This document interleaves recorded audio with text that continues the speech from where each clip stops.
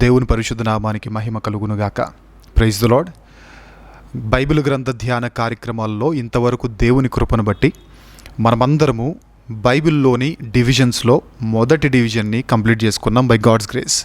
పెంటాట్యూక్ అంటారా, తోరా అంటారా, మోషే ధర్మశాస్త్రం అంటారా, ఇందులోని 5 గ్రంథాల ధ్యానాన్ని మనం కంప్లీట్ చేశాం. ఏ కాలంలో రాయబడింది, ఎవరు రాశారు, ఎలాంటి పరిస్థితుల్లో ఆ చరిత్ర జరిగింది, ఏ భూభాగాల్లో జరిగింది, ఆ గ్రంథాల నుండి మనం నేర్చుకోవలసిన విషయాలేంటి, ఇవన్నీ కూడా మనము చాలా క్లియర్ కట్గా మనం చూసాం. అయితే ఈరోజు మనం బైబిల్లోని ఫస్ట్ డివిజన్ కాకుండా సెకండ్ డివిజన్లోని ఫస్ట్ బుక్ని మనం ధ్యానం చేయబోతున్నాం. అదే యెహోషువ గ్రంథం. ఏంటి డివిజన్స్ ఏంటి, బైబిల్లోని డివిజన్స్ ఏంటి, ఫస్ట్ డివిజన్ ఏంటి, సెకండ్ డివిజన్ ఏంటి అనే క్లారిటీ మీకు లేకపోతే ఆదికాండంలో మీ అందరికీ చెప్పాను, మీ అందరికీ గుర్తుండే ఉంటుంది అని నేను అనుకుంటున్నాను. ఆదికాండం గురించి చెప్పేటప్పుడే ముందుగానే ఆదికాండంలోనికి ఎంటర్ అవ్వకముందే బైబిల్ యొక్క డివిజన్స్ గురించి చాలా క్లియర్ కట్ ఎక్స్ప్లెనేషన్ ఇవ్వడం జరిగింది మీ అందరికీ.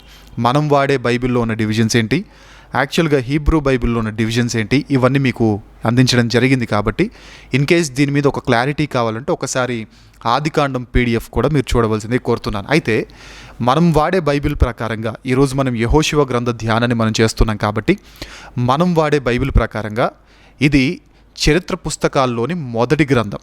యెహోషువ గ్రంథం బైబిల్లోని 6వ గ్రంథం, చరిత్ర పుస్తకాల్లోని మొదటి గ్రంథం. కానీ హీబ్రూ బైబిల్ ప్రకారంగా ఇది ప్రవక్తల గ్రంథాల్లోని లేదా ప్రవక్తల డివిజన్కి సంబంధించిన మొదటి గ్రంథంగా పరిగణించబడుతుంది. సో ఈరోజు మనం బైబిల్లోని 6వ పుస్తకాన్ని, మనం వాడే బైబిల్ ప్రకారంగా చరిత్ర పుస్తకాల్లోని మొదటి పుస్తకాన్ని, హీబ్రూ బైబిల్ ప్రకారంగా ప్రవక్తల పుస్తకాల్లోని మొదటి పుస్తకాన్ని ఈరోజు మనం అందరం ధ్యానం చేయబోతున్నాం. కాబట్టి జాగ్రత్తగా ప్రతి మాటను విందాం.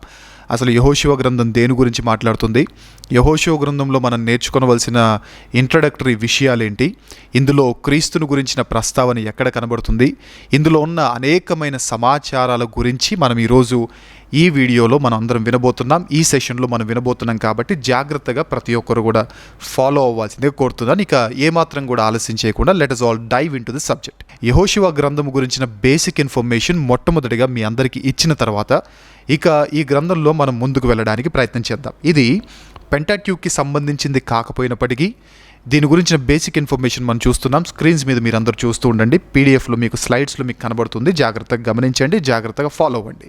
ఇది మోషే ధర్మశాస్త్ర గ్రంథానికి సంబంధించింది కాకపోయినప్పటికీ, తోరాకు సంబంధించింది కాకపోయినప్పటికీ, పెంటాట్యూక్కి సంబంధించింది కాకపోయినప్పటికీ ఇది మోషే ధర్మశాస్త్రానికి కంటిన్యూయేషన్గా జరిగిన చరిత్రగా మనకు కనబడుతుంది. Even though it is not in the list of Pentateuch, it is the connection and continuation book to Deuteronomy and Pentateuch. మనందరికీ అర్థం అవ్వాలి, ఈ విషయాన్ని అర్థం చేసుకోవాలి. ఇంకా ఒక రకంగా చెప్పాలి అంటే ఈ యెహోషువ గ్రంథము పెంటాట్యూక్కి లేదా తోరాకి, హిస్టారికల్ బుక్స్కి ఒక బ్రిడ్జ్ లాగా ఈ యెహోషువ గ్రంథం పనిచేస్తుంది. ఈ పుస్తకం ముఖ్యంగా ఈ యెహోషువ గ్రంథము క్రొత్త నిబంధనలోని అపోస్తుల కార్యానికి, ఆ గ్రంథానికి, ఎఫెసీయులకు రాసిన పత్రికకు చాలా రిలేటబుల్ టాపిక్గా మనకు కనబడుతుంది. ఎందుకు ఈ మాట చెప్తున్నంటే ఈ గ్రంథంలో ఒక నూతన ఆరంభాన్ని మనం చూస్తాం. ద సేమ్ వే అపోస్తుల కార్యములు గ్రంథంలో కూడా ఒక నూతనమైన ఆరంభాన్ని మనం చూస్తాం. ఈ గ్రంథంలో యుద్ధాల గురించిన సమాచారాన్ని మనం వింటాం. ద సేమ్ వే ఎఫెసీయులకు రాసిన పత్రికలో కూడా యుద్ధాలకు సంబంధించిన స్పిరిచువల్ వార్ఫేర్ గురించిన సందర్భాలు మనం వింటాం. కాబట్టి యెహోషువ గ్రంథము కొత్త నిబంధనకు సంబంధించిన అపోస్తుల కార్యముల గ్రంథం వంటిది, ఎఫెసీయులకు రాసిన పత్రిక వంటిది. కాబట్టి ఈ విషయాన్ని మీరు గమనించవలసింది కోరుతున్నాను. ఈ పుస్తకాన్ని హీబ్రూలో యెహోషువ అంటారు, గ్రీక్లో మీకు స్క్రీన్ మీద కనబడుతున్నట్లుగా ఇయేసూస్ అని అంటారు, లాటిన్లో యోసువే అని పిలుస్తారు. ఇందులో 24 అధ్యాయాలు, 42 ప్రవచనాలు, 21 ప్రశ్నలు, 14 సందేశాలు, 98 ఆజ్ఞలు, 44 హెచ్చరికలు, 15 వాగ్దానాలు. ఇంకా చెప్పాలి అంటే ముఖ్యమైన వచనము మొదటి అధ్యాయం 8వ వచనము మరియు 11వ అధ్యాయం 23వ వచనంగా మనకు కనబడుతుంది.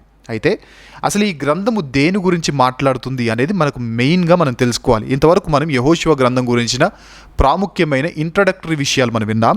అయితే ఇప్పుడు అసలు ఈ గ్రంథం దేని గురించి మాట్లాడుతుంది, స్టోరీ లైన్ ఏంటి, దీని నేపథ్యం ఏంటి, అసలు ఈ గ్రంథం చదవడం వల్ల నాకు దేని గురించి ఈ గ్రంథం చెబుతుంది అనేది మనకు తెలియాలి. కాబట్టి ఈ గ్రంథం దేని గురించి మాట్లాడుతుంది అని అంటే భూపంపకాల గ్రంథం అని పిలుస్తారు. ఈ యెహోషువ గ్రంథానికి ఉన్న మరొక పేరు భూపంపకాల గ్రంథం. అంటే ఒక రకంగా చెప్పాలంటే మనం ల్యాండ్ కొన్న తర్వాత రిజిస్ట్రేషన్ చేయించుకుంటాం చూసారా, ఆఫీస్కి వెళ్ళి రిజిస్ట్రేషన్ ఆఫీస్ అని ఒకటి ఉంటుంది చూసారా, ఈ యెహోషువ గ్రంథం కూడా రిజిస్ట్రేషన్ ఆఫీస్ లాంటిది. ఇంకా చెప్పాలి అంటే కత్తితో గెలిచి భక్తితో నిలిచిన నాయకుని చరిత్ర గురించి తెలియజేసేదే ఈ గ్రంథం. ఇంకా చెప్పాలి అంటే వాగ్దానాన్ని నెరవేర్చిన గ్రంథం, నూతన నాయకత్వాన్ని చూపించిన గ్రంథం, కనాను దేశ ప్రవేశం గురించి తెలియజేసే గ్రంథం. ముందుకెళ్ళబోయే ముందుకు ఒక మాట చెప్తాను. కనాను దేశం అనే ప్రస్తావన వచ్చింది కాబట్టి ఈ కనాను దేశం అనేది చాలా చాలా చాలా ఇంపార్టెంట్ భూభాగం అండి. ఎందుకంటే ఇది 3 ఖండాలను కలిపే ఒక రహదారికి సంబంధించిన భూభాగం. అంటే ఈ 3 ఖండాలను కలిపే ఒక మంచి భూభాగం. ఏ ఖండాలు? ఆసియా ఖండము, ఆఫ్రికా ఖండము, యూరోప్ ఖండానికి సంబంధించిన ఒక రహదారికి సంబంధించిన, అంటే ఈ మూడింటిని కలిపే ఒక మెయిన్ స్పాట్లో ఉన్న దేశమే కనాను దేశం. సో ఎందుకు ఈ మాట చెప్తానంటే ఈ గ్రంథము భూపంపకాల గ్రంథంగా పిలువబడుతుంది. తర్వాత ఈ గ్రంథము కత్తితో గెలిచి భక్తితో నిలిచిన నాయకుని చరిత్ర గురించి మనకు తెలియజేస్తుంది. ఈ గ్రంథము వాగ్దాన నెరవేర్పును గురించి తెలియజేస్తుంది. ఈ గ్రంథము నూతన నాయకత్వంను చూపిస్తుంది. ఈ గ్రంథము ఇజ్రాయేలీలు కనానులోనికి ఎలా ప్రవేశించారో తెలియజేస్తుంది. ఈ గ్రంథము కనాను దేశాన్ని వారు ఎలా స్వాధీనపరుచుకున్నారో ఆ ప్రక్రియను మనకు చూపిస్తుంది.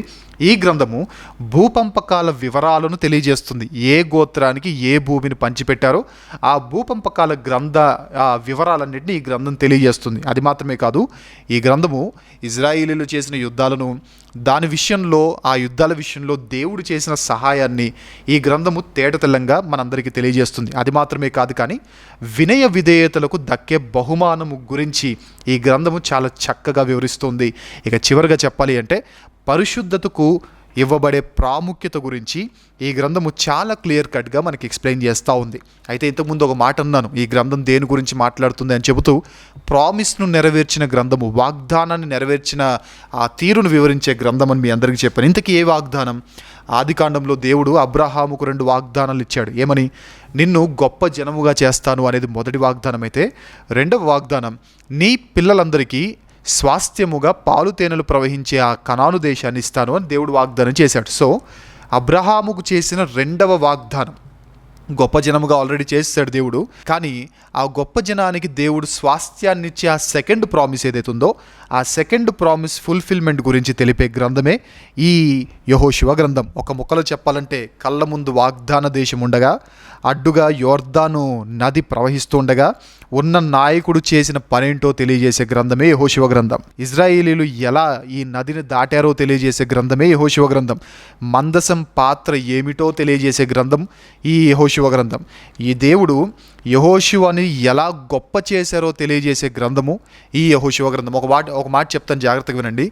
ఎప్పుడైనా దేవుడు బైబిల్లో సేవకులను మొట్టమొదటిగా సమాజంలో గొప్ప చేసినట్లుగా మనకు కనబడుతుంది. ఎప్పుడైనా గమనించండి, అది ఏ సేవకునైనా మీరు తీసుకోండి. మీ సేవకులను మీరు గౌరవించినప్పుడు ఆ సేవకుడు మాట్లాడే మాటలు దేవుడు మాట్లాడుతున్నప్పటికీ దేవుడు ఆ సేవకుల ద్వారా మీకు చెప్పాలనుకుంటున్న మాటలను ఖచ్చితంగా మీరు గ్రహించలేరు. ఖచ్చితంగా సేవకుని ఉన్నత స్థితిలో చూస్తే తప్ప మీకు వారి ద్వారా లభించే ఆ వాక్యం మీకు ఎక్కదు. ఎందుకనంటే ఎందుకు ఈ మాట చెప్తానంటే, చాలామంది తమ సేవకులను చాలా తక్కువగా చూడడం, దూరాన ఉన్న సేవకులను, యూట్యూబ్లో కనబడే సేవకులను చాలా ఎక్కువగా చూడడం, ఇది ఆనవాయితీగా కనబడుతుంది. అందుకే చాలామంది క్రైస్తవులు వర్ధిల్లట్లేదు. సంఘాలకు వెళ్తున్నప్పటికీ వారి కాపరి చెప్తున్న మాటలు వారికి ఎక్కట్లేదు. ఎందుకంటే మావోడే కదా, మనోడే కదా అనే చిన్న అలుసు, ఆ చిన్న లేజినెస్ అంటారా, లేదా మనోడే కదా అని కాంప్రమైజ్ అయిపోతున్నారు, నాకు తెలియదు. కానీ ఒక బెస్ట్ ఎగ్జాంపుల్ మీ అందరికీ చెప్తాను. రెండు బెస్ట్ ఎగ్జాంపుల్స్ చెప్తాను. లేదు, మన సేవకుని మనం గౌరవించకపోతే మనకు జరిగే అనర్థాలేంటో, మన ట్రైనర్ని, మన కోచ్ని మనం గౌరవించకపోతే మనకు జరిగే అనర్థాలేంటో 2 విషయాలు చెప్తాను. అందులో మొదటిది, నేను ఒకరోజు ఒక ప్రాంతానికి వాక్యం చెప్పడానికి వెళ్ళాను. ఇలా వెళ్ళిన తర్వాత ఏం జరిగిందంటే, వాక్యం చెప్పే ముందు పాస్టర్ గారు, అయ్యా మీ సంఘ పరిస్థితులు ఏంటయ్యా అని అడిగినప్పుడు, అయ్యా మా సంఘ పరిస్థితులు ఇలాంటివి, అలా ఉంటుంది, ఇలా ఉంటుంది అని చెబుతూ ఓ మాట అన్నాడు. అయ్యా నేను ఎప్పుడు మా సంఘానికి ఈ మాట చెప్తానయ్యా అని ఒక మంచి మాట చెప్పాడు నాకు. ఆ మాట నాకు నిజంగా చాలా బాగా నచ్చింది. అలా నచ్చి నేనేం చేశానంటే, ఆ పాస్టర్ గారు చెప్పిన మాట ఏదైతే ఉందో నేను వర్తమానం చెబుతూ సందర్భం వచ్చింది కనుక సేమ్ ఆ అయ్యగారు నాకు ఏదైతే చెప్పారో అదే మాటను నేను వర్తమానంలో రిపీట్ చేశాను. రిపీట్ చేసిన తర్వాత వాక్యం అయిపోయిన తర్వాత ఆ చర్చ్ యూత్ మెంబర్స్ అందరూ వచ్చి అన్న భలే చెప్పారన్న, అసలు ఈ మాట చాలా బాగుందన్న అన్నారు. అదేంటి మీ పాస్టర్ గారు ప్రతి ఆదివారం చెప్పే మాటే కదా నేను చెప్పింది, కొత్తగా ఏం చెప్పాను అని అన్నాను. అప్పుడు వెంటనే వాళ్ళు అవునా మా పాస్టర్ గారు అప్పుడప్పుడు చెప్తుంటారన్నా అన్నారు. ఎందుకు ఈ మాట నేను నొక్కి చెప్తున్నా అంటే, ఇప్పుడు నేను బయట నుంచి వచ్చేసరికి నన్ను రెస్పెక్ట్ చేశారు వాళ్ళు. రెస్పెక్ట్ చేసేసరికి నేను ఒక్కసారి చెప్పిన మాట వారి హృదయాలను తాకింది. కానీ పదే పదే వారి పాస్టర్ గారు ఏ మాట అయితే చెప్పారో అదే మాట నేను చెప్పినప్పుడు వారి హృదయాలకు తాకినప్పుడు పదే పదే చెప్తున్న ఆ పాస్టర్ గారి మాట వీరి హృదయాలను ఎందుకు తాకలేదంటే, సేవకులను వీరు గౌరవించట్లేదు, మనోడే కదా మనన్నే కదా అని ఈజీగా టేక్ ఇట్ ఈజీగా తీసుకుంటున్నారు కాబట్టి వారికి ఆ మాట ఎక్కలేదు. సో ఎప్పుడైనా దేవుడు చేసే పని అని చెప్పనా, మోషేని ఎన్నుకుంటే మోషేని మొదటగా ప్రజల ముందు గొప్ప చేస్తాడు, యెహోషువను ఎన్నుకుంటే ప్రజల ఎదుట గొప్ప చేస్తాడు. ఎందుకు? ఈ సేవకుడి ద్వారా దేవుడు చేయాలనుకుంటున్న కార్యాలన్నీ వీరికి తెలియాలంటే సేవకుడు ఎప్పుడు కూడా ఉన్నత స్థితిలోనే మనం చూడాలి. నాకు చాలామంది సేవకులు తెలుసండి, నేను చాలామంది సేవకులతో నేను చాలా ఫ్రెండ్లీగా ఉంటాను. సో ఏనాడు కూడా ఈ తెలుగులో ఉన్న తెలుగు క్రైస్తవ ప్రపంచంలో ఉన్న ఇప్పుడు ఈ పదజాలం తప్పై ఉండొచ్చేమో, కానీ నేను మీకు అర్థం కావడానికి ఒక మాట చెప్తున్నాను. టాప్ 15 సేవకులుగా పిలువబడుతున్న వారు ఎవరైతే ఉన్నారో అందులో సుమారుగా ఒక 10 మందితో నాకు చాలా మంచి స్పిరిచువల్ బాండ్ ఉంది, చాలా మంచి స్పిరిచువల్ బాండ్ ఉంది. చాలా చనువిస్తారు, నాకు చాలా ఫ్రెండ్లీగా ఉంటారు నాతో. అయినప్పటికీ నేను ఏ రోజు కూడా వారిచ్చిన చనువు నేను తీసుకోలేదు. వారిచ్చిన అంటే వారు ఆ లీనియన్స్ ఇవ్వడం వారి గొప్పతనం అయితే, ఆ లీనియన్స్ను మనం ఎంతవరకు వాడుకోవాలో, ఎంతవరకు మన లిమిట్స్ ఏంటో మనం తెలుసుకోవడం అది మనలో ఉండాల్సిన మంచితనం. సో వారు అలసిచ్చారు కదా అని మనం తలకెక్కి కూర్చుంటే ఖచ్చితంగా వారు మాట్లాడి వారు చెప్పే మాటలు కానీ దేవుడు వారితో మాట్లాడే మాటలు కానీ మనకు అర్థమవు. కాబట్టి ఎప్పుడైనా సేవకుని మనం గొప్పగానే చూడాలి. రెండవ ఎగ్జాంపుల్ చెప్తాను, అలా చూడకపోతే ఏం జరుగుద్దో ఒక మాట చెప్తాను. నేను కొన్ని సంవత్సరాల క్రితం జిమ్కి వెళ్ళేవాడిని. నల్గొండలో మా ఫ్రెండ్ ట్రైనర్గా ఉండేవాడు, కోచ్గా ఉండేవాడు. సో వాడు ఎలాగో నా ఫ్రెండే కదా అని నేను జిమ్కి వెళ్ళేవాడిని. జనరల్గా జిమ్ చేసేవారు రోజుకు ఒక్కసారి మాత్రమే జిమ్కి వెళ్తారు. జనరల్గా ఆన్ యావరేజ్ రోజుకు ఒక్కసారి మాత్రం వెళ్తారు. కానీ నేను మార్నింగ్ వెళ్ళేవాడిని, ఉదయాన్నే 5:30కి లేచి వెళ్ళిపోయేవాడిని. మళ్ళీ సాయంత్రం ఒక 5:30కి అలా వెళ్ళి మళ్ళీ 8 వరకు జిమ్లో చాలా చాలా విగరస్ ఎక్సర్సైజెస్, చాలా డెడ్ లిఫ్ట్స్ ఇవన్నీ నేను చేసేవాడిని. అయితే నాకంటే తక్కువగా జిమ్ చేసేవాడు కూడా ఒక మంచి బాడీ షేప్ని మెయింటైన్ చేసేవాడు. కానీ నేను చేయను. నాకు ఎంత జిమ్ చేసినా ఆ బాడీ షేప్ నాకు రాకపోయేది. రీజన్ ఏం చెప్పమంటారా? వచ్చిన వాళ్ళందరూ నా ఫ్రెండ్ని కోచ్లా చూస్తే, ఈ కోచ్ నేను నా ఫ్రెండే కదా అని ఫ్రెండ్లా చూసేవాడిని. జిమ్లోకి ఎంటర్ అవగానే ఏం చేయమంటావురా అని అడగగానే ఫస్ట్ పుషప్స్ తీరా అంటే నాకు రావు, నేను చేయను అంటాను. నేను మిగతా వాళ్ళు చచ్చినట్టు చేసేవాళ్ళు. నేను మావాడే కదా మనోడే కదా అని నేను చేయనరా వేరే చెప్పు అంటాను. వాడు నన్ను ఏమనలేక సరే ఇది కాకపోతే అది చెయ్యనేవాడు. కానీ ఎవరైతే వాడికి రెస్పెక్ట్ ఇచ్చి వాడు చెప్పినట్టు చేస్తారో, సిస్టమేటిక్గా ప్రొసీజర్ అంతా ఫాలో అవుతారో, వాళ్ళు కరెక్ట్గా వాళ్ళకు వీకట్ కావాలంటే వీకట్, లేదా బైసెప్స్ కావాలంటే బైసెప్స్, లేదా చెస్ట్ కావాలంటే చెస్ట్, ఉంటే ల్యాడ్స్ కావాలంటే ల్యాడ్స్, ఇవన్నీ కరెక్ట్ ఫిగర్లో, కరెక్ట్ స్ట్రక్చర్లో వారు మెయింటైన్ చేస్తూ ఉండేవారు.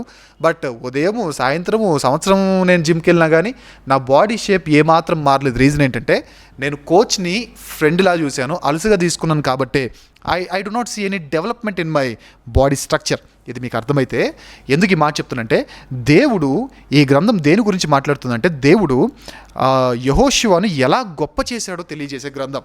సో ఎప్పుడైనా గమనించండి, ఎప్పుడైనా మీ సేవకుడు ఎంత అలుసు మీకు ఇచ్చినా, ఎంత చనువు మీకు ఇచ్చినా, do not take it for granted.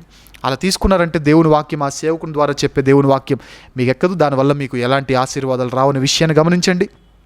ఇది మాత్రమే కాదు, ఈ గ్రంథం ఇంకా దేని గురించి మాట్లాడుతుంది అని అంటే, ఈ గ్రంథము ఇజ్రాయేలీలు కనాను ఎలా జయించారో తెలియజేస్తుంది, ఆ భూభాగాన్ని ఎలా పంచుకున్నారో తెలియజేస్తుంది. ఇంకా చెప్పాలి అని అంటే అపార్థాలు యుద్ధాలుగా మారకుండా ఏం చేశారో ఈ గ్రంథము తెలియజేస్తుంది. ఇంకా చెప్పాలి అంటే యోర్దాను దాటి కనానులో స్థిరపడిన తరం యొక్క చరిత్రను గురించి ఈ గ్రంథం తెలియజేస్తుంది. వారు చేసిన యుద్ధాల గురించి, వారు చేసిన స్వాధీనాల గురించి, వారు స్థిరపడడం గురించి ఈ గ్రంథం మనందరికీ తెలియజేస్తుంది. ఇంకొక మాటలు చెప్పాలంటే the book of Joshua speaks about conquering and conquest or distribution of Israelites. Okay, Canaan దేశాన్ని ఎలా కాన్క్వర్ చేసుకున్నారు, ఎలా కాంక్వెస్ట్ చేశారు, లేదా ఎలా డిస్ట్రిబ్యూట్ చేసుకున్నారో వారి సంఘర్షణలు, వారి స్వాధీనాల గురించి ఈ గ్రంథం తెలియజేస్తుంది. సో యెహోషువ గ్రంథం అంటే ఏంటి అంటే ఇంతవరకు మనం చూసాం. ఇది దేని గురించి మాట్లాడుతుంది, ఈ గ్రంథం దేని గురించి ప్రస్తావిస్తుందంటే ఇంతవరకు మీకు చాలా కారణాలు చెప్పాను. అయితే యెహోషువ అంటే అర్థం యెహోవాయే రక్షణ అని. అయితే ఈ గ్రంథాన్ని ఎవరు రాశారు అనే దాని దగ్గరికి, రచయిత దగ్గరికి వచ్చేద్దాం. ఈ రచయిత దగ్గరికి వచ్చినప్పుడు ఈ గ్రంథాన్ని ఎవరు రాశారు అంటే మేబీ యెహోషువ రాసుండొచ్చు. 24వ అధ్యాయం మీకు స్క్రీన్ మీద కనబడుతుంటుంది. 24వ అధ్యాయం 26వ వచనాన్ని మనం చూస్తున్నప్పుడు అందులో యెహోషువ రాసినట్లుగా మనకు కనబడుతుంది. కానీ చాలామంది బైబిల్ చదివిన బైబిల్ పండితులు ఎవరైతే ఉన్నారో, బైబిల్ మీద కొంచెం ధ్యానం చేసి బైబిల్ స్టడీ చేసిన వారు ఎవరైతే ఉన్నారో వారు వేరే ఎక్స్ప్లెనేషన్ కూడా ఇస్తారు. కానీ మీకు అర్థం కావడానికి ఒక మాట చెప్తున్నాను, ఇది యెహోషువ గారి రాసి ఉండొచ్చు. అయితే ఆయన మరణం తర్వాత ఎలియజరు లేదా ఫీనెహాసు దాన్ని కంటిన్యూ చేసి ఉండొచ్చు. ఇది మనసులో పెట్టుకొని ఇప్పుడు బైబిల్ పండితులు యెహోషువ కాదేమో అని చెప్పడానికి వారు చెప్పే కారణాలు మీ ముందుంచుతాను, జాగ్రత్తగా వినండి. ఎందుకనంటే రచయిత ఎవరై ఉండొచ్చు అంటే యెహోషువ అని చాలామంది అంటారు. కానీ కొందరు మాత్రం యెహోషువ కాదు ఎవరో రాసుండొచ్చు. ఆ ఎవరో కూడా చెప్తారు, ఎలాంటి వారు రాసుండొచ్చో కూడా చెప్తారు. బట్ ఎవరు ఎందుకు యెహోషువ కాదు అంటున్నారో ఒక చిన్న 3 వివరణలు చెప్తాను. అందులో ఒకటి, ఇందులో ఒత్నీయేలు కిర్యత్సేఫెరును పట్టుకొనట గురించి మనకు యెహోషువ గ్రంథం 15వ అధ్యాయంలో ఉంటుంది. కానీ ఇది యాక్చువల్గా న్యాయాధిపతుల గ్రంథంలో జరిగిన చరిత్ర గురించి రాయబడిన ప్రస్తావన. అంటే యెహోషువ చనిపోయిన తర్వాత జరిగిన చరిత్రను ఈ గ్రంథంలో ఆల్రెడీ లిఖించడం జరిగింది. కాబట్టి వీరనే మాట ఏంటంటే యెహోషువ ఈ గ్రంథం రాయలేదు, రాసుండుంటే ఆయన చనిపోయిన తర్వాత జరిగిన సంఘటన ఎలా రాసుంటాడు అని ఒక చిన్న పాయింట్ని వారు రైజ్ చేస్తారు. అది మాత్రమే కాదు, రెండవ కారణం యెహోషువ రాయలేదు అని చెప్పడానికి రెండవ కారణం, దానియులు లేదా దాను గోత్రం సంబంధించిన వారు వారికి ఇవ్వబడిన స్వాస్థ్యాన్ని వదిలిపెట్టి కొంచెం ఇంకా ఎక్స్టెండ్ అవుతారనమాట. అంటే ఉత్తరానికి వెళ్తారు. ఇది కూడా ఎక్కడ జరుగుతుందంటే న్యాయాధిపతుల గ్రంథంలో జరుగుతుంది. కానీ ఇది 19వ అధ్యాయంలోనే కనబడుతుంది మనకి యెహోషువ గ్రంథంలో. అంటే ఇది కూడా యెహోషువ మరణం తర్వాతనే జరిగింది. ఒకటి ఒత్నీయేలు సందర్భం, రెండవది దాను గోత్రానికి సంబంధించిన వారు ఉత్తర భూభాగానికి వెళ్ళే సందర్భం. ఇవన్నీ యెహోషువ మరణం తర్వాత జరిగినవి, కానీ యెహోషువ గ్రంథంలో కూడా ఉన్నాయి. కాబట్టి యెహోషువ రాయలేదు అని కొందరు బైబిల్ పండితుల అభిప్రాయం. ఇక మూడవ కారణం, యెహోషువ రాయలేదు, యెహోషువ కాదేమో అని చెప్పడానికి, రైటర్ యెహోషువ కాదేమో అని చెప్పడానికి మూడవ కారణం ఏంటంటే ఈ గ్రంథంలో యెహోషువ మరణం గురించి ఉంటుంది, ఆయన సమాధి గురించి ఉంటుంది. కాబట్టి నేను మరణించి నా మరణం గురించి రాసుకోలేను కదా, the same way it applies to Joshua also అని చెబుతూ ఈ 3 కారణాలను బట్టి యెహోషువ రాసుండకపోవచ్చు అని చాలామంది బైబిల్ పండితుల అభిప్రాయం. కాకపోతే ఇవన్నీ తర్వాత వచ్చిన వారు కంటిన్యూ చేసుంటారు. ఫినెహాస్ కానీ ఎలియాజర్ కానీ దీన్ని రాసుంటారు. సో మెజారిటీ పార్ట్ అంతా ఆయన చనిపోయేంతవరకు ఆయనే రాశారు. ఆ తర్వాత ఫినెహాస్ కానీ ఎలియాజర్ కానీ దాన్ని కంటిన్యూ చేసి ఉండొచ్చు అని మరికొందరు బైబిల్ పండితుల అభిప్రాయం. ఇది మనసులో పెట్టుకోండి. అయితే ఎవరైతే యెహోషువ రాయలేదు అని చెబుతారో మరి ఎవరు రాశారు అని ఎవరైనా అడిగితే వారిచ్చే కారణాలు ఏంటంటే ఎవరైనా సరే డైరెక్ట్గా సీన్లో ఉన్నవారే రాసుంటారు అని చెప్తారు బైబిల్ పండితులు. ఎందుకు? 5వ అధ్యాయం 6వ వచనంలో మేము, మనము అనే ఫస్ట్ పర్సన్ అబ్రివేషన్స్ అన్ని మనకు కనబడుతుంటాయి. అంటే ప్రథమ పురుష ఈ స్వభావాలు కనబడతాయి. అంటే ఎవరో బయట నుండి చూసి వారు అలా చేశారు వీరు అలా చేశారని కాదు, మేము అనే పదం కనబడుతుంది, మనము అనే పదం కనబడుతుంది. సో ఎవరో మొత్తానికైతే సీన్లో ఉన్నవారే రాశారు అని కనబడుతుంది. అది మాత్రమే కాదు, ఆరంభము నుండి జరిగిందంతా చూసిన వారే రాశారు అని చెప్తారు. ఎందుకంటే కిర్యత్యారీము అనే పదానికి అనే పేరుకు బాలా అనే పేరు వాడతారు. ఇవన్నీ ఓల్డ్ నేమ్స్ అనమాట. సో పాత అంటే మొత్తం తెలిసిన వారే రాసి ఉండొచ్చు అని వీరి అభిప్రాయం. అది మాత్రమే కాదు, ఈ గ్రంథము రాసే టైంకి తూరు సీదోనును ఇంకా జయించలేదు అని వారు చెప్తూ ఉంటారు. ఈ గ్రంథము రాసే టైంకి ఫిలిస్తీన్లు ఇంకా ఇజ్రాయేలీలకు ప్రమాదకరంగా మారలేదు. ఇదంతా ఎప్పుడు జరిగింది? తూరు సీదోను జయించడం క్రీస్తుపూర్వం 1200 సంవత్సరాలు జరిగింది. తర్వాత ఫిలిస్తీన్లు ఇజ్రాయేలీలకు ప్రమాదకరంగా మారింది క్రీస్తుపూర్వం 1200 సంవత్సరాలు జరిగింది. కాబట్టి ఈ గ్రంథము తూరు సీదోను జయించక ముందే, తర్వాత ఫిలిస్తీన్లు ఇంకా ప్రమాదకరంగా మారకముందే రాసుండొచ్చు అని కూడా ఈ బైబిల్ పండితుల అభిప్రాయం. ఈ గ్రంథంలో కొన్ని భాగాలైతే యెహోషువ రాసినట్లుగా మనకు బైబిల్లో కనబడుతుంది. సో ఈయన చనిపోయిన తర్వాత ఎలియజరు లేదా ఫీనెహాసు రాసుండొచ్చు అని కూడా మనకు అర్థం చేసుకోవాలి. అయితే ఇప్పుడు రచయిత యెహోషువగా భావించి ఈ యెహోషువ గురించి బైబిల్లో ఉన్న టోటల్ హిస్టరీ, ఈ యెహోషువ గురించి బైబిల్లో యెహోషువ పాత్ర ఏంటో స్టార్టింగ్ నుండి ఎండింగ్ వరకు మీ ముందుంచుతాను. స్క్రీన్ మీద చూడండి. స్క్రీన్ మీద చూస్తూ ఈ మాటలు వినవలసింది కోరుతున్నాను. ఒకటి, ఆయన హిస్టరీలోనికి వెళ్ళబోయే ముందుగా ఈ యెహోషువ అనే పేరు ఏదైతే ఉందో, యేసు అనే పేరును హీబ్రూలో మనం దాన్ని తీసుకొని వెళ్తే యెహోషువ అని రాయాల్సి వస్తుంది, యెహోషువ అని పలకాల్సి వస్తుంది. సో యేసు అనే పేరు హీబ్రూలో యెహోషువ అని అంటారు. ఇంకా యెహోషువ ఎలాంటి వాడు అని అంటే బానిసగా పుట్టిన నాయకునిగా మారిన ఒక గొప్ప వ్యక్తి. ఈజిప్టు బానిస, ఈజిప్టులో ఉన్నప్పుడు బానిస కుటుంబాల్లో పుట్టిన వ్యక్తినా కానీ నాయకునిగా మారాడు. 90 సంవత్సరాలు, సుమారుగా 90 ఏళ్ళు ఉన్నప్పుడు ఈయన లీడర్ అయ్యాడు. 20-25 సంవత్సరాలు ఇతను నాయకునిగా ఉన్నట్లుగా మనకు బైబిల్లో మనకు కనబడుతూ ఉంటుంది. ఇది ఆయన గురించిన కొద్దిపాటి ఇన్ఫర్మేషన్. అయితే ఇప్పుడు బైబిల్లో ద్వితీయోపదేశకాండానికి సంబంధించినంత వరకు రచయిత గురించి చెబుతూ బైబిల్లో మోషే యొక్క పాత్ర ఏంటో స్టెప్ బై స్టెప్ మీకు చెప్పినట్లుగా ఇక్కడ కూడా బైబిల్లో యెహోషువ యొక్క పాత్ర ఏంటో స్టెప్ బై స్టెప్ మీరు స్క్రీన్ మీద చూస్తూ ఫాలో అవ్వాల్సింది కోరుతున్నాను. ఫస్ట్ ఆఫ్ ఆల్, ఈయన ఏ గోత్రానికి సంబంధించిన వాడు అంటే ఎఫ్రాయిము గోత్రానికి సంబంధించిన వాడు. ఎవరి కుమారుడు అంటే నూను కుమారుడు. అయితే యెహోషువ అని మనం ఈజీగా పలికే పేరు ఆయన ఒరిజినల్ పేరు కాదు. ఈయన ఒరిజినల్ పేరు వచ్చేసి అంటే ఈయన తల్లిదండ్రులు ఈయనకు పెట్టిన పేరు హోషేయ. మరి యెహోషువ అని ఎలా వచ్చింది? యెహోషువ అని మోషే నామకరణం చేశాడు. ఈయనకి మోషే నామకరణం చేశాడు. ఏ విధంగా అయితే సీమోను అనే వ్యక్తికి పేతురు అని క్రీస్తు నామకరణం చేశారో, హోషే అనే పేరు కలిగిన వ్యక్తికి యెహోషువ అని మోషే గారు నామకరణం చేయడం జరిగింది. హోషే అనే పేరుకు అర్థం రక్షణ అని, యెహోషువ అనే పేరుకు అర్థం యెహోవాయే రక్షణ అని. సో ఇది ఆయన గురించిన ఇన్ఫర్మేషన్. ఇంకా చూద్దాం బైబిల్లో ఈయన పాత్ర ఎక్కడ కనబడుతున్నాడు, ఎక్కడ స్టార్టింగ్ నుండి ఎక్కడి వరకు కనబడుతున్నాడు, ఈ మధ్యకాలంలో ఆయన చేసిన పరిస్థితులు ఏంటి, పనులు ఏంటి, ఆయన గోత్రు అయిన సిచ్యువేషన్స్ ఏంటి, ఇవన్నీ మనం చూద్దాం.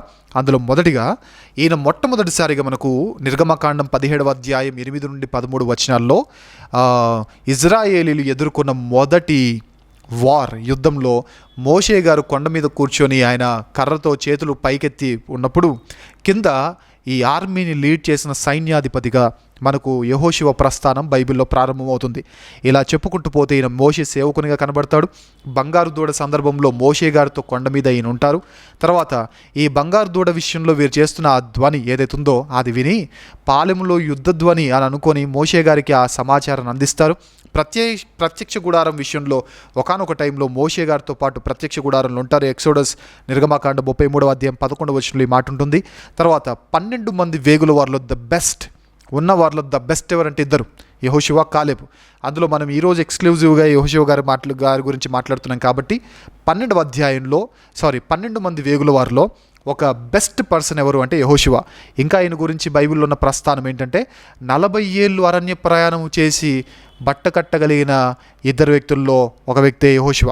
ఈ 40 ఏళ్ళు అరణ్య ప్రయాణం చేసిన మొదటి తరం వారిలో అందరూ పాపం చేసి చనిపోతే ఈయన మాత్రం పాపానికి దూరంగా ఉండి పరిశుద్ధమైన పాత్రగా జీవించాడు, నాయకునిగా నియమించబడ్డాడు, యోర్దాను దాటాడు, స్వాధీనము చేసుకున్నాడు, 31 మంది రాజులను ఓడించాడు, భూమిని పంచాడు, తర్వాత మరణించి ప్రభు సన్నిధిని చేరుకున్నాడు. ఇది బైబిల్లో యెహోషువ గురించి కనబడుతున్న ఆ పాత్ర. అయితే ఈయన యొక్క లక్షణాలు ఏంటో మనం తెలుసుకుందాం. ఎందుకంటే ఇంత గొప్పవాడు ఎలాంటి లక్షణాలతో జీవించాడు కాబట్టి ఇంత గొప్పవానిగా మారాడో మనం చూద్దాం. అందులో మొదటిది, ఈయన గొప్ప విశ్వాసి, దేవుని పట్ల గొప్ప విశ్వాసి. రెండవది, చాలా గొప్ప ధైర్యవంతుడు. మూడవది, గొప్ప ప్రార్థన యోధుడు. నాలుగవది, ఒక మంచి నాయకుడు. ఐదవది, వినయ విధేయతలు కలిగిన వాడు. ఆరవది, వాక్యానికి విధేయుడు.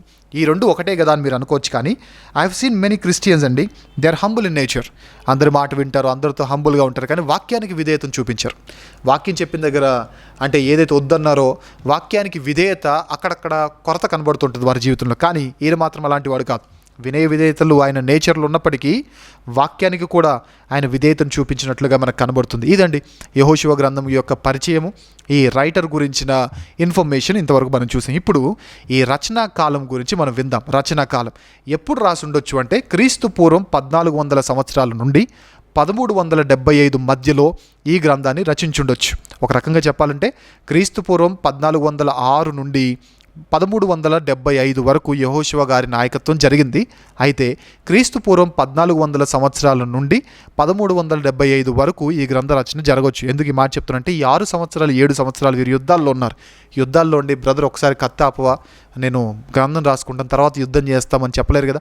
సో 6 years వీరు కంటిన్యూస్గా వార్లో ఉన్నారు కాబట్టి ఇక్కడ రాసి ఉండే అవకాశం లేదు. కాబట్టి 1400 years నుంచి 1375 వరకు వారు రాసి ఉండొచ్చని మనకు అర్థమవుతుంది. అయితే ఈ గ్రంథాలను ఎలా క్యాలిక్యులేట్ చేస్తారు, ఈ టైంలో వారు బయటకు వచ్చారు, ఆ టైంలో వారికి బయటకు వచ్చారు, ఎలా చెప్తారు అనే డౌట్ మీకుంటే మీకు ఈ క్యాలిక్యులేషన్ గురించి కూడా ఒక మాట చెప్తాను.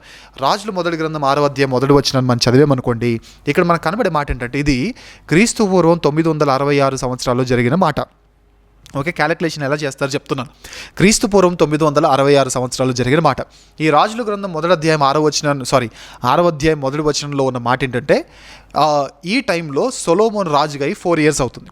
ఆ 4 ఇయర్స్ అవుతున్న ఆ టైంలో అక్కడున్న మ్యాటర్ ఏంటంటే, సొలొమోను కింగ్గా ఉన్న 4th ఇయర్లో అక్కడ బైబిల్లో మనకు కనపడే ఇన్ఫర్మేషన్ ఏంటంటే, అప్పటికి నిర్గమము జరిగి 480 ఇయర్స్ జరిగింది అంటారు. అంటే 968 నుండి 480 ఇయర్స్ వెనక్కి వస్తారనమాట. అలా వీరు క్యాలిక్యులేట్ చేస్తారు. ఇంకా చెప్పాలి అంటే, న్యాయాధిపతుల గ్రంథం 11వ అధ్యాయం 26వ వచనంలో యెఫ్తా మాట్లాడుతూ ఉంటాడనమాట. యెఫ్తా న్యాయాధిపతి, వన్ ఆఫ్ ద జడ్జెస్ యెఫ్తా, ఈయన వేశ్య కుమారుడు. ఈ యెఫ్తా మాట్లాడుతూ, ఇది జరిగిన సందర్భం 1100 క్రీస్తు పూర్వం 1100 సంవత్సరాల్లో జరిగిన సందర్భం.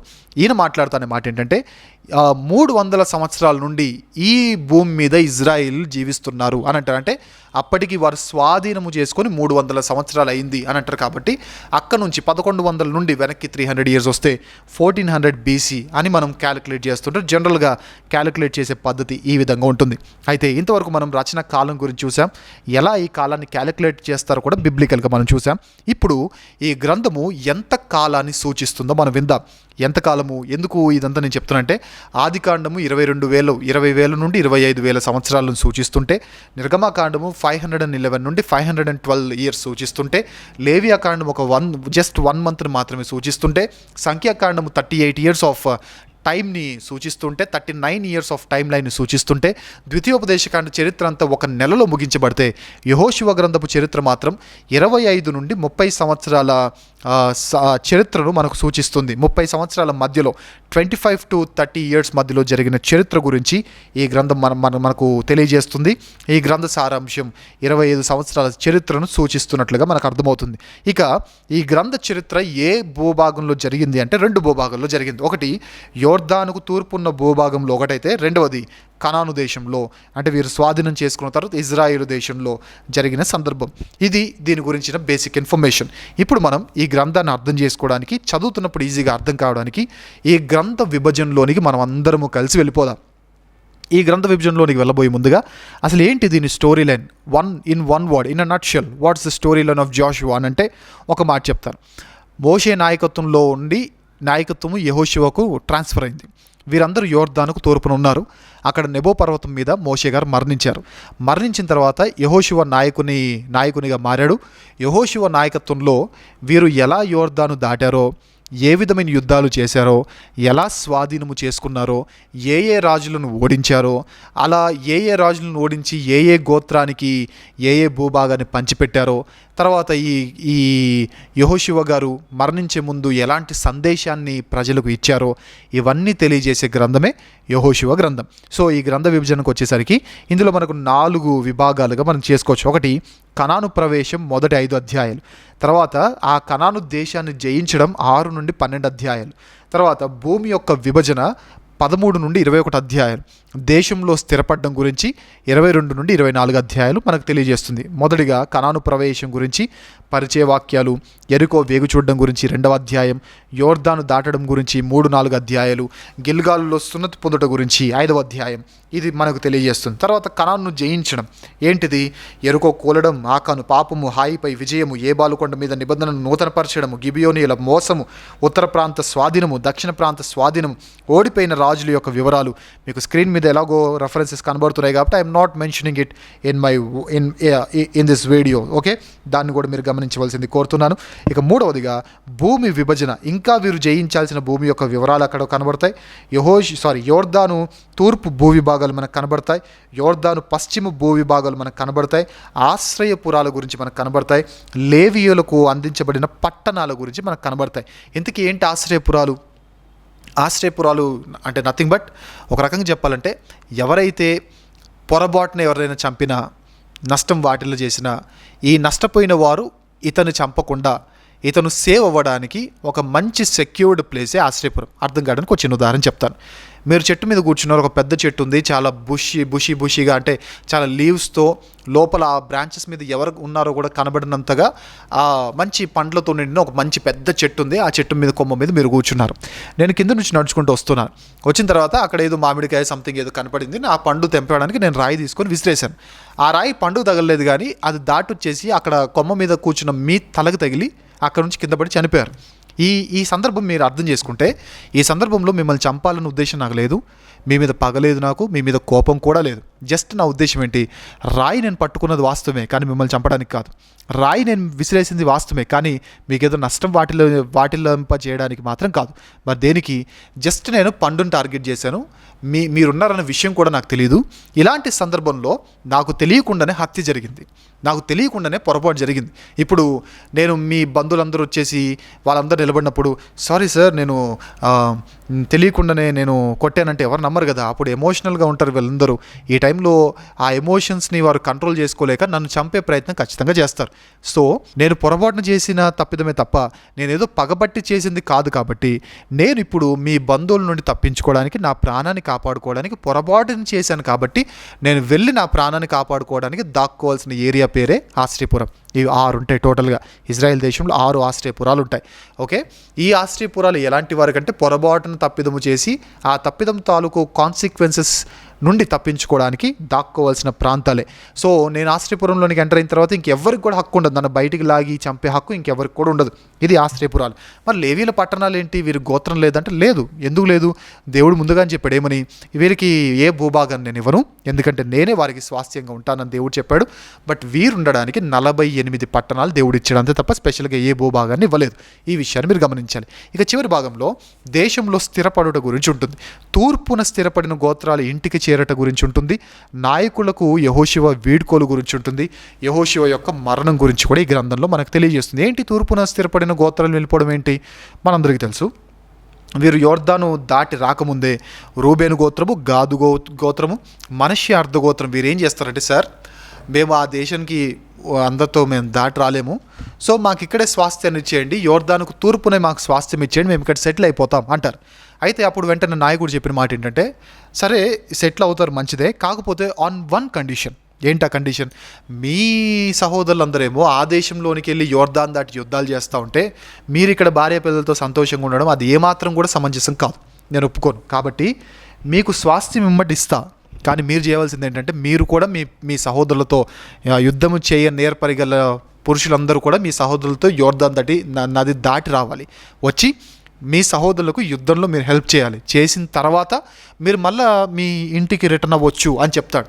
సో 22వ అధ్యాయానికి వచ్చేసరికి వీరు జయించడం అంతా అయిపోయి పంచిపెట్టడం అంతా అయిపోయింది. కాబట్టి వీరు తూర్పున స్థిరపడిన వీరు ఎవరైతే ఉన్నారో యోర్దాను దాటి వచ్చిన ఈ రూబేను, గాదు, తర్వాత మనిషి అర్ధగోత్రానికి సంబంధించిన వారు మరలా వారి ఇంటికి రిటర్న్ అయిపోయే సందర్భాలు మనకు కనబడతాయి.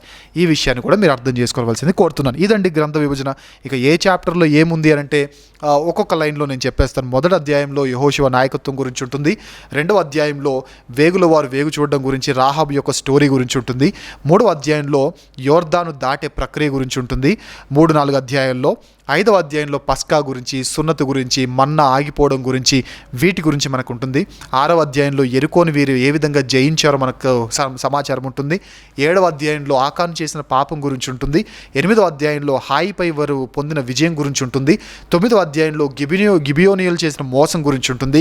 10వ అధ్యాయంలో దక్షిణ ప్రాంతంపై యుద్ధము, 11వ అధ్యాయము ఉత్తర ప్రాంతంపై యుద్ధము, 12వ అధ్యాయము కింగ్స్ లిస్ట్ ఉంటుంది. మీకు సంఖ్యాకాండంలో చెప్తున్నప్పుడు అనుకుంటా నేను ఒక మాట చెప్పాను, ఏంటంటే ఇజ్రాయేలీలు ఈజిప్ట్ నుండి బయటికి వెళ్ళి ఈ యోర్దానుకు తూర్పున్న ఈ ప్రాంతానికి వచ్చేంత వరకు వీరు ఏ చెక్ పాయింట్స్లో వీరు ఆగారు, ఏ మైల్ స్టోన్స్ దగ్గర వీరు ఆగారు, వీరు చేసిన టోటల్ జర్నీ ఏంటో మీకు ఈజీగా తెలియాలంటే సంఖ్యాకాండం 33వ అధ్యాయం చదవండి అని ఎలాగైతే చెప్పానో, ఇజ్రాయేలీలు యెహోషువ నాయకత్వంలో ఏ యుద్ధాలు చేశారో మీకు తెలియాలంటే 12వ అధ్యాయం చదవండి. ఏ రాజులను ఓడించారో ఆ రాజుల లిస్ట్ అంతా మనకు 12వ అధ్యాయంలో ఉంటుంది. ఇక 13 నుంచి 21 అధ్యాయంలో ల్యాండ్ డిస్ట్రిబ్యూషన్ ఉంటుంది. అందుకే ఈ గ్రంథానికి భూపంపకాల గ్రంథము అని పేరు. ల్యాండ్ డిస్ట్రిబ్యూషన్, ఏ గోత్రానికి ఏ ల్యాండ్ ఇవ్వాలి, ఇవన్నీ మనకు కనబడతాయి. ఇక 23వ అధ్యాయంలో చివరి హెచ్చరికలు, 24వ అధ్యాయంలో యెహోషువ మరణం గురించి మనకు కనబడుతుంది. ఇది ఈ గ్రంథంలో ఉన్న ఇన్ఫర్మేషన్.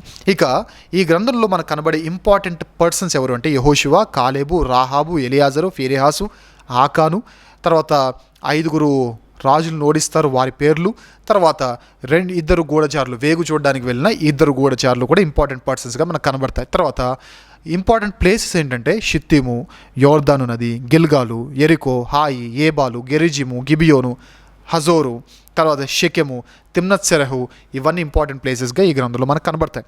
అయితే మనం ఇంకా ఈ గ్రంథంలో మనం తెలుసుకోవాల్సిన విషయాలు ఏంటంటే యెహోషువకు యేసుక్రీస్తు ప్రభుల వారికి ఉన్న ఈ పోలికలు ఏంటో మనం చూద్దాం. ముఖ్యంగా చెప్పాలంటే ఇద్దరి పేర్లు ఒకటే. ఇంతకుముందు చెప్పాను కదా, గ్రంథ ఇంట్రడక్షన్లో చెప్పాను, యేసు అనే పేరును హీబ్రూలో రాయాలంటే యెహోషువ అని రాస్తారు. కాబట్టి ఇద్దరి పేర్లు ఒకటే. ఇద్దరు కూడా వాగ్దాన దేశంలోనికి తీసుకొని వెళ్ళిన వారే. ఇద్దరు కూడా శత్రువులపై విజయాన్ని దయచేసిన విజయాన్ని ఇచ్చిన వారే. ఇద్దరు కూడా స్వాస్థ్యాన్ని పంచిన వారే. ఈయనేమో ఈ లోక సంబంధమైన స్వాస్థ్యం అయితే ప్రభు ఏమో పరలోక సంబంధమైన స్వాస్థ్యాన్ని పంచడానికి ఈ లోకానికి వచ్చారు. ఇద్దరు విశ్రాంతిని దయచేశారు. బట్ యెహోషువ తాత్కాలిక విశ్రాంతిని దయచేస్తే యేసుక్రీస్తు ప్రభుల వారు మాత్రం సంపూర్ణమైన విశ్రాంతిని, నిరంతరమైన నిత్యత్వంతో కూడిన విశ్రాంతిని ప్రభు మనకు దయచేశారు. ఇది యెహోషువకు రచయితకు యేసుక్రీస్తు ప్రభులు వారు మన రక్షకునుకున్న పోలికలు. ఇక ఈ గ్రంథంలో ఉన్న ప్రభు గురించిన సాదృశ్యాలు, ప్రభు ఎక్కడైనా ఈ గ్రంథంలో కనబడుతున్నాడంటే ఎస్, ప్రభు నేరుగా యెహోషువతో మాట్లాడారు. ప్రభు నేరుగా యెహోషువను కలిశారు. ఎక్కడుంది అంటే ఈ గ్రంథంలో మనకు కత్తి చేత పట్టుకున్న సైన్యాధిపతిగా ఒక వ్యక్తి మనకు కనబడతారు. ఆయన ఎవరో కాదు, జీసస్ క్రైస్ట్. ఏంటండి అప్పుడప్పుడు బైబిల్ చదివేటప్పుడు కొందరిని దూత అని పిలుస్తుంటే కొందరు సేవకులేమో ఈ దూత ఎవరో కాదు యేసుక్రీస్తు అంటారు. అసలు ఎవరు యేసుక్రీస్తు, ఎవరు దేవుడు పంపించిన దేవదూత, ఇదంతా మాకు అర్థం కావట్లేదని ఎవరైనా ఉంటే మీకు చిన్న ఇన్ఫర్మేషన్ ఇస్తాను. మీకు ఈ డౌట్ ఇక క్లియర్ అవుతుంది. భవిష్యత్తులో ఈ డౌట్ మీకు రాదు. ఓకే, బైబిల్లో అప్పుడప్పుడు యేసుక్రీస్తు ప్రభుల వారు కూడా యెహోవా దూత లేదా దూత అనే పేరుతో ప్రస్తావించబడ్డారు. అప్పుడప్పుడు, not every time, but sometimes Jesus is also mentioned as the servant of the Lord, the messenger of God. So దూతగా ఆయన ప్రస్తావించబడ్డాడు. కాబట్టి కనబడుతున్న ప్రతి దూత దేవదూత అనుకోకండి. అలాని కనబడుతున్న ప్రతి దూత యేసుక్రీస్తు ప్రభుల వారే అని కూడా అనుకోకండి. మరి ఏ దూత యేసుక్రీస్తు ప్రభుల వారు, ఏ దూత దేవదూత, ఇదంతా మీకు తెలియాలంటే జస్ట్ సింపుల్ ప్రొసీజర్. అంటే మీరు చదువుతున్న ఆ సందర్భంలో దూత అని కనబడిన దగ్గర మనుషులు లేదా ఎవరైనా అధికారులు వచ్చి వారి పాదాల మీద పడినప్పుడు, మనుషులు లేదా భక్తులు వచ్చి వారి పాదాల మీద పడినప్పుడు, వారి పాదాల మీద పడగానే ఆ ఆరాధనను స్వీకరించిన, ఆ పూజను స్వీకరించిన అది యేసుక్రీస్తు ప్రభుల వారు అని అర్థం. అలా కాకుండా పాదాల మీద పడగానే వెనకడుగు వేసి నన్ను పూజించొద్దు అన్నట్లుగా వెనకడుగు వేశారంటే అది యెహోవా దూత, దేవుని దూత, దేవదూత అని అర్థం, సర్వెంట్ అని అర్థం. లేదు పాదాల మీద పడినప్పుడు అలాగే నిటారుగా నిలబడి ఆ ఆరాధనను స్వీకరిస్తే దట్స్ డెఫినెట్లీ జీసస్ క్రైస్ట్. ఎందుకు ఈ మాట చెప్తున్నంటే ఈ గ్రంథంలో కనబడుతున్న ఆ సైన్యాధిపతి ఎవరో కాదు, జీసస్ క్రైస్ట్ అని మనకు అర్థమవుతుంది. ఇక యేసుక్రీస్తు ప్రభుల వారి గురించిన సాదృశ్యాలు ఈ గ్రంథంలో ఉన్నాయంటే ఎస్, ఆఫ్ కోర్స్ ఉన్నాయి. ఏంటవి? రాహాబు తన కిటికీ గుండా కట్టిన ఎర్రని దారం ప్రభు రక్తానికి, ప్రభు ఇచ్చే రక్షణకు సాదృశ్యం. ఆయన అనుగ్రహించిన, యెహోషువ అనుగ్రహించిన విశ్రాంతి, ప్రభు అనుగ్రహించబోతున్న విశ్రాంతికి ముంగుర్తు. ఈ ఆశ్రయపురాలు కూడా ప్రభు ఇచ్చే కృపకు ముంగుర్తు, ఆయన కృపతో మనల్ని రక్షిస్తున్నాడని చెప్పడానికి ముంగుర్తు. ఈ కనాను కూడా రానున్న పరలోకానికి, ఈ విశ్రాంతికి, దేవుడు అనుగ్రహించే స్వాస్థ్యానికి ముంగుర్తుగా, సాదృశ్యంగా కనబడుతుంది. ఇవి సాదృశ్యాల గురించి. ఇక ఈ గ్రంథంలో కనబడుతున్న వండర్స్, అద్భుతాల లిస్ట్ ఏంటో మనం చూద్దాం. ఎందుకు ఈ మాట చెప్తున్నా అంటే చాలా అద్భుతాలు కనబడతాయండి, చాలా అంటే చాలా. అందులో ఒకటి యోర్దాను నది నీరు చీలిపోవడం. ద సేమ్ వే మోషే నాయకత్వంలో ఎర్ర సముద్రం ఏ విధంగా అయితే రెండుగా చీలిపోయి ఆరిన నేల కనబడిందో, ఎగ్జాక్ట్ సినారియో. నాయకుడు మారాడు, పేరు మారింది, ఆ వాటర్ సోర్స్ పేరు మారింది, వాటర్ బాడీ పేరు మారింది, అంతే. అక్కడ సముద్రం చీలింది, ఇక్కడ ఈ యోర్దాను ప్రవాహం అంతా ఆగిపోయి ఒక గోడ నిలబడింది. అదొక అద్భుతం, దేవుడు చేసిన అద్భుతం ఈ గ్రంథంలో కనబడుతుంది. తర్వాత ఎరికో గోడలు కూలడం, the wonders of the wonder అండి ఇది ఖచ్చితంగా. ఎందుకు ఈ మాట చెప్తానంటే ఎరికో గోడలు అంటే మనలాంటి ప్రహరీ గోడలు కాదు, నలుగురు వచ్చి పరిగెట్టుకుంటూ వెళ్ళి గుద్దేస్తే కూలిపోవడానికి, అలాంటి ప్రహరీ గోడలు కాదు. ఒక రకంగా చెప్పాలంటే ఎరికో గోడలు ఎంత స్ట్రాంగ్గా ఉంటాయి, ఎంత వెడల్పు ఉంటాయంటే 2 పెద్ద సైజు లారీలు 2 పక్కనే ఉండి వెళ్ళగలిగే అంత వెడల్పు ఉంటాయి. అంటే మనకు హైవే కనపడుతుంది చూసారా, ఆ హైవే అంత ఉంటాయి అన్నమాట వెడల్పులో ఎరికో గోడలు. ఆ హైవే అంత ఉంటాయి, అంత వెడల్పు గలవి, అంత దృఢమైనవి. వీరు అసలు యుద్ధము చేయలేదు, వీరు బాంబులు వేయలేదు, వీరు ఏమి చేయలేదు, వీరు ఎలాంటిది ఏం చేయలేదు. జస్ట్ తిరిగి జస్ట్ 6 సార్లు ఏమో సైలెంట్గా తిరిగారు, 7వసారి మాత్రం అరిచారు. ఆ అరుపులకు అంత పెద్ద గోడ కూలిపోయిందంటే దట్స్ డెఫినెట్లీ ఎ వండర్. ఈ విషయాన్ని మీరు గమనించాలి. ఇక ఇందులో మనకు కనబడే మరొక వండర్ ఏంటి అని అంటే ఆకాను చేసిన పాపాన్ని దేవుడు పట్టుకునే తీరు. ఆకాను నోరు తెరవడు, నేనే ఆ పాపం చేశానని, కానీ దేవుడే పట్టిస్తాడు. That's definitely wonder. తర్వాత సూర్యచంద్రులను ఆపడం అన్నింటికంటే బిగ్గెస్ట్ వండర్. బైబిల్లో యెహోషువ గ్రంథంలో ఏముంటుందో తెలుసా? మనుష్యుని మాట దేవుడు విన్న ఈ రోజు వంటి రోజు ఇంకొకటి లేదు అని అంటాడు ఈ గ్రంథంలో. So that's the biggest wonder. మనం అప్పుడప్పుడు ఆపితే బస్సులే ఆగవు కదా, మనం అప్పుడప్పుడు ఆపితే ఆటోలు ఆగవు, కానీ యెహోషువ డైరెక్ట్గా ఆజ్ఞించాడు, సూర్యుడా యుద్ధం జరుగుతుంది, సాయంత్రం అయితే మళ్ళీ శత్రువులు ఆ చీకట్లో పారిపోయే అవకాశం ఉంది, సూర్యుడా నువ్వు గిబియోన్లో ఆగిపో, చంద్రుడా నువ్వు అయ్యోలంలో ఇలా ఆగిపో అనగానే ఏదో సూర్యచంద్రులు యెహోషువకు దాసులు అన్నట్టుగా, ఈయన కోసం పనిచేస్తున్నట్టుగా, ఈయన ఇప్పుడు మాటినకపోతే నాకు జీతం ఇయ్యడం అన్నట్టుగా ఆగిపోయి, అంతే. That's biggest wonder. అది యెహోషువ గొప్పతనం కాదు, యెహోషువ నడిపించిన నిలబెట్టిన దేవుని యొక్క గొప్పతనం. కాబట్టి ఇది కూడా మనకు కనబడుతున్న వండర్. ఇక చివరిగా ఇందులో కనబడే వండర్స్ ఏంటంటే వడగండ్లు పడ్డం వండర్ ఏంటన్నా మరి ఇది కాకపోతే అని మీరు అనొచ్చు, కానీ ఎంత గొప్ప వండరో మీకు చెప్తాను, జాగ్రత్తగా వినండి. యుద్ధం జరుగుతుంది, భీకరమైన పోరు జరుగుతుంది. యుద్ధం జరగడం అంటే ఎలా జరుగుతుందో చెప్పండి. ఒకానొక సీన్లో ఇజ్రాయేలీలు పై స్థాయిలో ఉంటారు. అంటే ఇప్పుడు శత్రువుని కింద పడేసి ఇజ్రాయేలీట్ పైన ఉండొచ్చు. ఇంకో సందర్భంలో ఇజ్రాయేలీడే కింద ఉండొచ్చు, శత్రువు పైన ఉండొచ్చు. కానీ దేవుడు పంపించిన వడగండ్లంట ఎంత చక్కగా దేవుడు బైబిల్లో రాయించాడంటే, ఈ వడగండ్లు ఒక్కటి కూడా వర్షంలో మనందరం వెళ్ళాం అనుకోండి, ఆ వర్షపు చినుకులు నా మీద పడతాయి, మీ మీద పడతాయి. అది వండర్ ఏం కాదు. కానీ ఎప్పుడు వండర్ తెలుసా? మన మీద వడగండ్లు పడకుండా అదే సీన్లో ఉన్న ఈ శత్రు దేశస్తుల మీద వడగండ్లు పడతాయి చూసారు, అది అన్నిటికంటే బిగ్గెస్ట్ వండర్స్. బైబిల్లో రాయబడిన మాట, యెహోషువ గ్రంథంలో ఉన్న మాట ఏంటంటే, వీరు కత్తివాత చంపిన దానికంటే ఎక్కువగా వడగండ్ల ద్వారా శత్రువులు చనిపోయారంట. అంటే సూటిగా ఇజ్రాయేలీలకు తగలకుండా వాళ్ళని తప్పించుకుంటూ వడగండ్లు టార్గెట్ పెట్టుకొని, మిసైల్స్ ఏ విధంగా అయితే టార్గెట్ని రీచ్ అవ్వడానికి ఎలా అయితే అటు ఇటు తిరుక్కుంటూ డైరెక్షన్స్ మార్చుకుంటూ వస్తాయో, ఈ వడగండ్లు నన్ను అడిగితే the first ever missiles we see in the history of mankind ఏంటి అంటే ఈ వడగండ్లే, ఈ హేల్ స్టోన్సే మనకు ఆ మిసైల్స్గా కనబడితే టార్గెట్ని మాత్రమే రీచ్ అయినాయి. మధ్యలో ఏమైనా వస్తే డైరెక్షన్ మార్చుకుంటూ వెళ్ళిపోయి టార్గెట్ని టచ్ అయ్యాయి. ఇది ఈ గ్రంథంలో కనబడే వండర్స్. ఇక ఈ గ్రంథంలో కనబడే యుద్ధాలు ఏంటి అని అంటే 12వ అధ్యాయం చదువుకోండి, టోటల్గా మీకు అర్థమవుతాయి. తర్వాత ఒక రకంగా చెప్పాలంటే మధ్యకాలానికి సంబంధించిన యుద్ధాలేమో ఎరుకో, హాయి, ఏబాలు మీరు స్క్రీన్ మీద మీకు కనబడుతున్నాయి. తర్వాత సౌత్ కనానికి సంబంధించింది గిబియోను, లాకీషు, హెబ్రోను, దెబీరు, ఎగ్లోను. నార్త్ కనానికి సంబంధించిన యుద్ధాలు కూడా మనకు ఇందులో కనబడుతుంటాయి.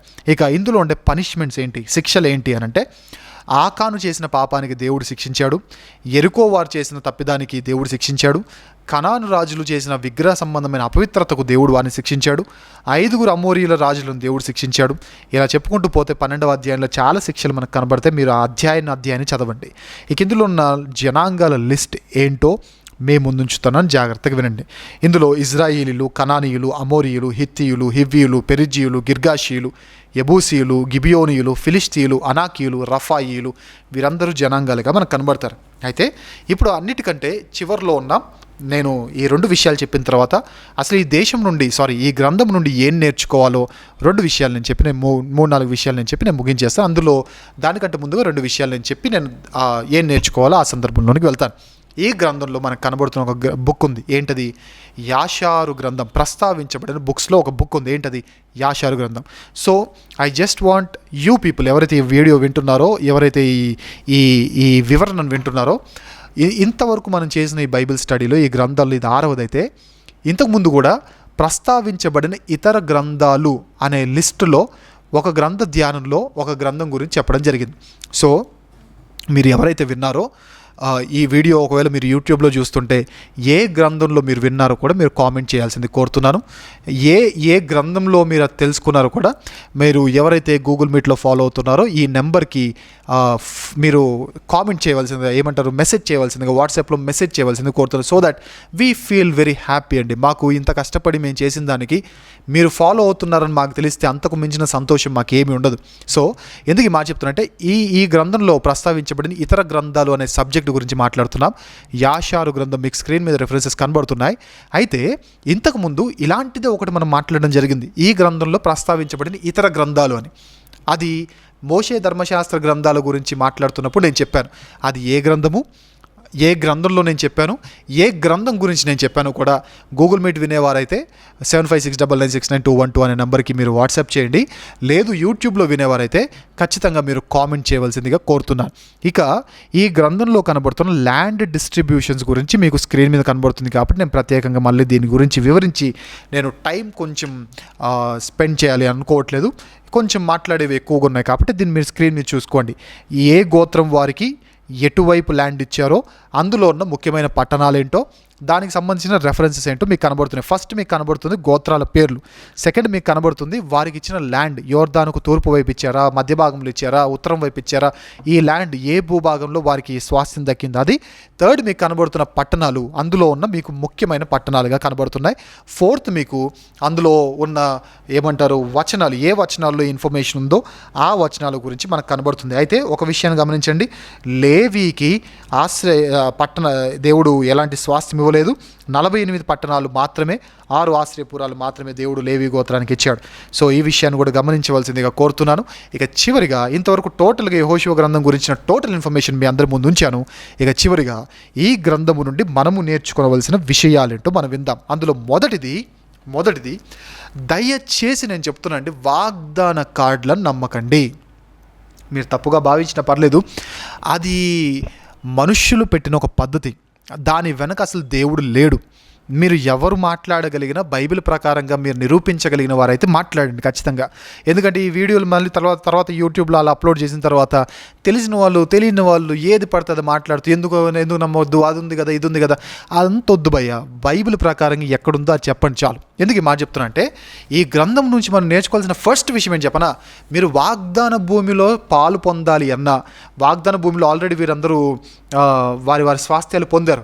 కానీ ఎండింగ్ ఆఫ్ దిస్ బుక్లో యెహోషువ ద్వారా దేవుడు చెప్పిన మాటని చెప్పనా, ఈ ల్యాండ్ మాకు వచ్చేసింది కదా అని మీరు అంత హ్యాపీగా ఫీల్ అవ్వకండి. ఈ ల్యాండ్లో మీరు సర్వైవ్ అవ్వాలంటే నాకు విధేయత ఖచ్చితంగా చూపించాలి.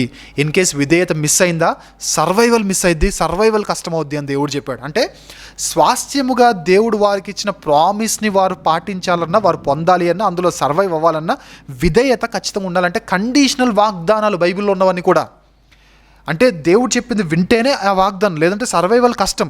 మనం నెక్స్ట్ వినబోయే న్యాయాధిపతుల గ్రంథంలో అన్ని కష్టాలు ఎందుకు వచ్చినాయంటే విధేయత మిస్ అయింది కాబట్టి సర్వైవల్ కష్టమైంది. ఎందుకు ఈ మాట చెప్తున్నా అంటే, ఈ వాగ్దానాలు వెనుక ఒక కండిషన్ ఉంటుంది.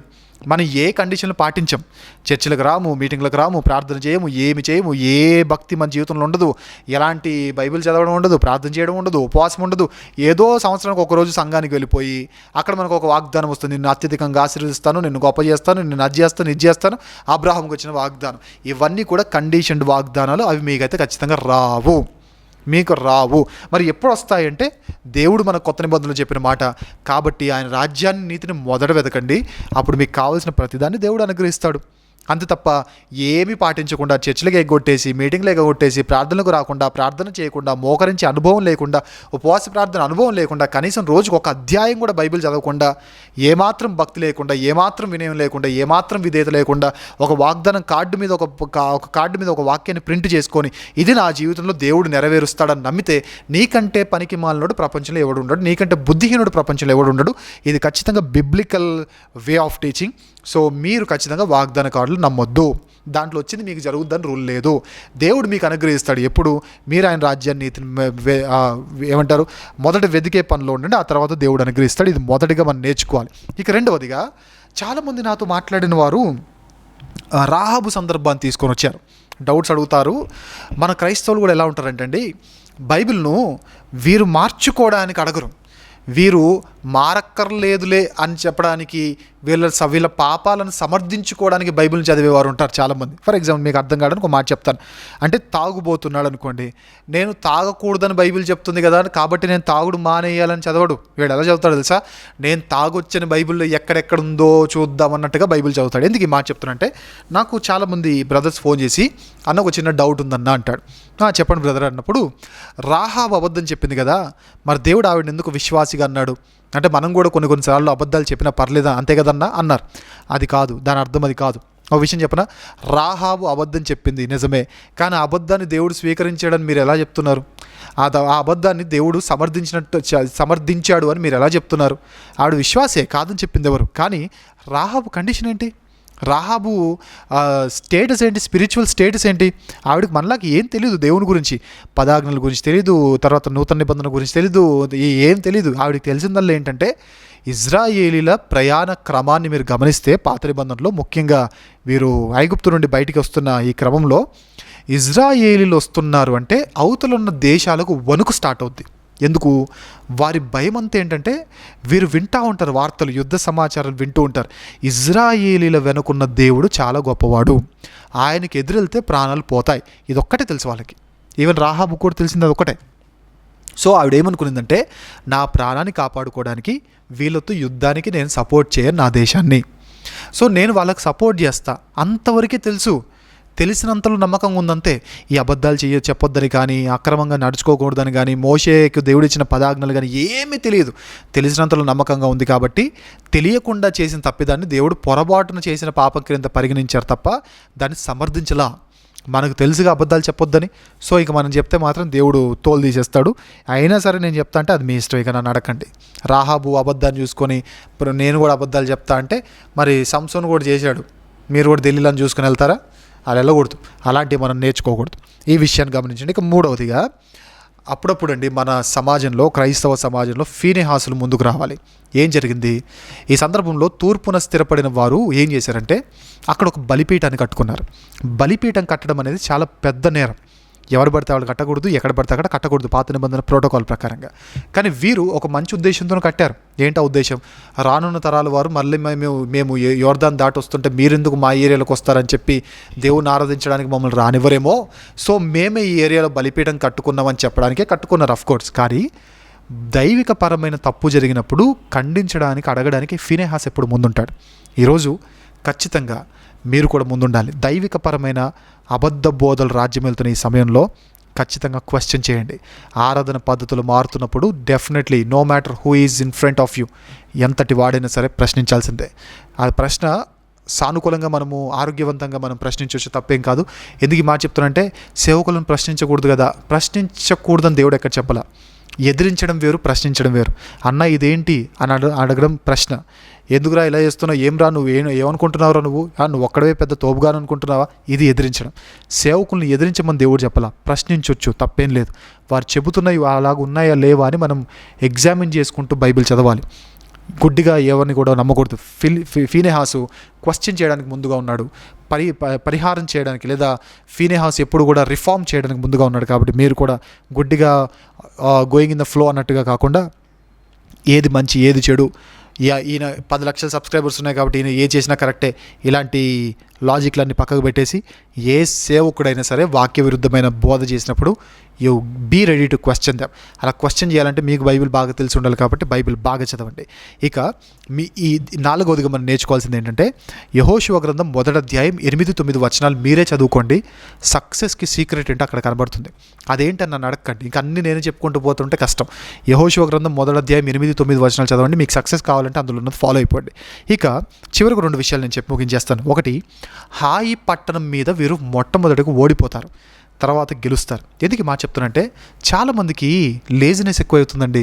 ఒక్కసారి ఓడిపోగానే కాంప్రమైజ్ అవుతున్నారు, ఒక్కసారి పడిపోగానే ఇంకా నా వల్ల వదని లిటరల్గా వారు తమకు తాముగా తొక్కేసుకోవడము, తమకు తాముగా బలహీనలుగా ఫీల్ అయిపోవడం, డిప్రెషన్లోకి వెళ్ళిపోవడం చేస్తూ ఉన్నారు. అఫ్కోర్స్ హాయి పట్టణం విషయంలో వీరు ఓడిపోయారు, కానీ దేవుని సహాయంతో రెండోసారి వెళ్ళి గెలిచారు. ఎందుకు మాట చెప్తానంటే, మేబీ మీరు ఓడిపోయారేమో ఫస్ట్ టైం, సెకండ్ అటెంప్ట్లో ఓడిపోయారేమో, థర్డ్ అటెంప్ట్లో ఓడిపోయారేమో, పదే పడిపోయిన దగ్గర పడిపోతున్నారేమో, పదే చేసిన పాపం చేస్తున్నారేమో.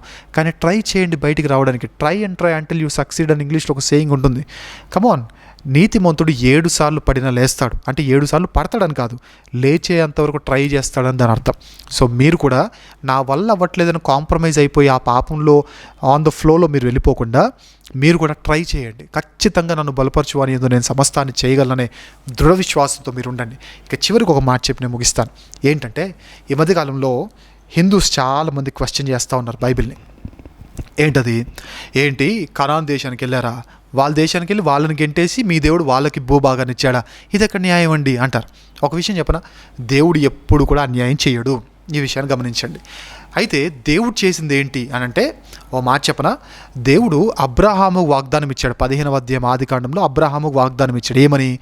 నేను నీ సంతానానికి నేను కనాను దేశాన్ని ఇస్తాను అన్నాడు. ఎప్పుడు ఇస్తా అన్నాడు? వెంటనే ఇచ్చేస్తా అన్నాడా? కాదు, 400 years తర్వాత ఇస్తా అన్నాడు. ఎందుకు ఇప్పుడే ఇచ్చేయచ్చు కదంటే, ఇప్పుడు ఇవ్వడానికి దేవుని మనసు అంగీకరించలేదు. ఎందుకు?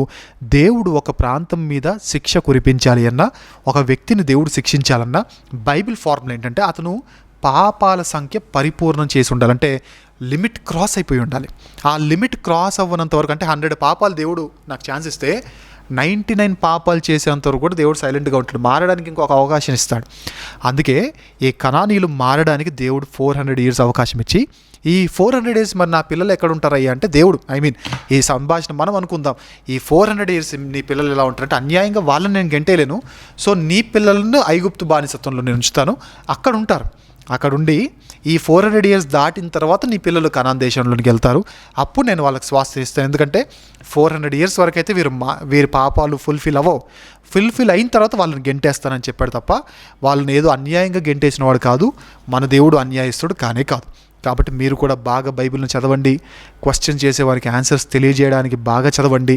అది మాత్రమే కాకుండా ఏ గ్రంథము కూడా నాకు అర్థం కావట్లేదనే మాట రాకుండా, నేను చెప్పే మాట ఒకటే, ఈ గ్రంథాల వివరణ వింటున్న మీరు తెలియని మీ స్నేహితులకు మీరు వివరించండి. మీ నోటి ద్వారా వాక్యం వెళ్ళాలి. తర్వాత యూట్యూబ్ లింక్స్ షేర్ చేస్తారు, తర్వాత సంగతి అదంతా. కానీ ఫస్ట్ ఏంటంటే మీరు ఈ వాక్యాన్ని మీ ఫ్రెండ్స్కి తెలియజేయండి. సో దట్ మీకు ఈ వాక్యం మీద గ్రిప్ అనేది వస్తుంది, ఈ గ్రంథం మీద గ్రిప్ అనేది వస్తుంది.